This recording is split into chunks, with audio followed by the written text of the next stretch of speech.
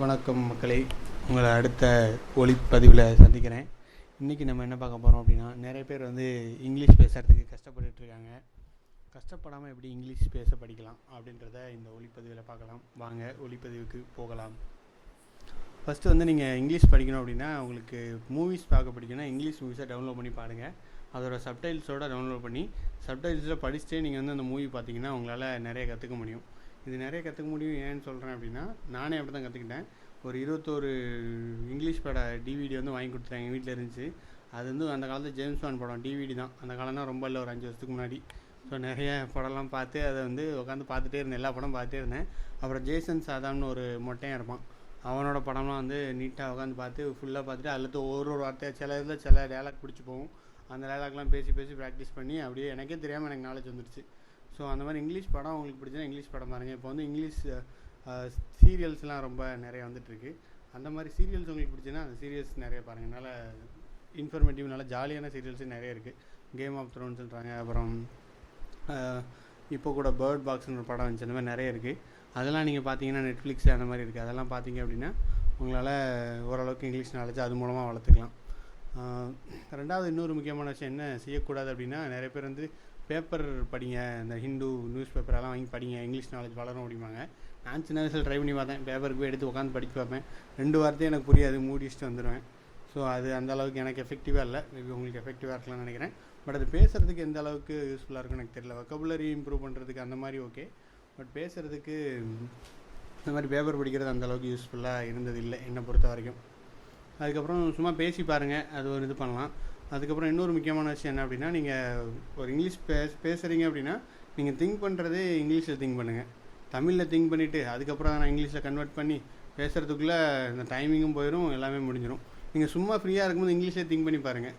உங்களுக்கு நீங்களே பேசி பாருங்கள். இந்த கோவா படத்தில் நம்ம ஜெய் பேசுவோம்ல, அந்த மாதிரி நீங்கள் பேசுங்க. ஏய் கம்டா, கம் ஹியர்டா, கோ ஹியர்டா அப்படின்னு நீங்கள் ஜாலியாக பேசிகிட்டு இருந்தீங்கனாலே ஆட்டோமேட்டிக்காக உங்களுக்கு இங்கிலீஷ் கொஞ்ச நாள் வந்துடும். இங்கிலீஷ் கிராமராக தான் பேசணும் அப்படின்லாம் ஒரு அவசியமே கிடையாது. அமெரிக்கன் இங்கிலீஷ்னால் என்ன அப்படின்னு அவங்க சொல்கிறாங்கன்னு பார்த்தீங்கன்னா, அது கிராமர் இல்லாமல் சும்மா கேஷுவலாக பேசுகிறது தான். ஸோ ஃபஸ்ட்டு தப்போட பேசலாம், கிராமர்லாம் பேசலாம், ஒன்றும் பிரச்சனை இல்லை. இங்கிலீஷ் எப்படி வேணால் பேசிக்கலாம். அது ஒன்றும் நம்ம தாய்மொழி இல்லை, கரெக்டாக பேசலைன்னா ஒன்றும் பெரிய பிரச்சனை அப்படிலாம் கிடையாது. சும்மா ஜாலியாக பேசி பாருங்கள். இல்லைனா ஒரு ரெக்கார்டிங், இந்த மாதிரி ரெக்கார்டிங் எடுத்துகிட்டு சும்மா பேசி நீங்களே கேட்டு பாருங்கள். அப்புறம் இப்போ ரெக்கார்டிங்லாம் உங்கள் ஃபோன்லேயே வந்துருச்சு. அதை நீங்கள் போட்டு ரெக்கார்ட் பண்ணிட்டு கேட்டு பார்க்கலாம், எப்படி இம்ப்ரூவ் ஆகிறீங்கன்னு பார்க்கலாம்.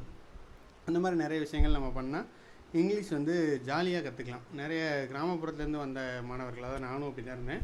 ஃபஸ்ட்டில் ஃபைனல் இயர்லாம் போகும்போது எனக்கு ரொம்ப பயம், இங்கிலீஷ் எப்படா பேசுகிறது அப்படின்னு பயம். அதுக்கு முன்னாடி எனக்கு 6th ஸ்டாண்டர்ட் படிக்கும்போது இங்கிலீஷ் மீடியம், இங்கிலீஷ் வரப்போகுது அப்படின்னாலே பயம். எப்படா இங்கிலீஷ் மீடியத்தெல்லாம் படிக்கிறாங்க, அவங்களாம் பெரிய ஆட்களாக இருப்பாங்க போல இருக்கே அப்படின்லாம் நிறைய நாள் நான் யோசிச்சிருக்கேன். அதுக்கப்புறம் போக போக பார்த்தீங்கன்னா 12th வரைக்கும் நான் தமிழ் மீடியத்துலாம் படித்தேன். அப்படியே அதுக்கடுத்து காலேஜ் போகிறோம், எல்லாத்தையும் இங்கிலீஷ்லாம் படிக்கணுன்னே அள்ளு விட்டுருச்சு.